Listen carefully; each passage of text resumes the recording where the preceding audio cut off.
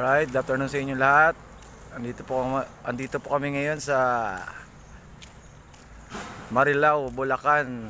Saan nagbababa ng aming laman sa container. Ayan ang aming truck nakaparking. Dito sa malapit sa may malawak na lupain ng Bulacan. Daming warehouse po rito. Halos lahat mga inchik ang may-ari.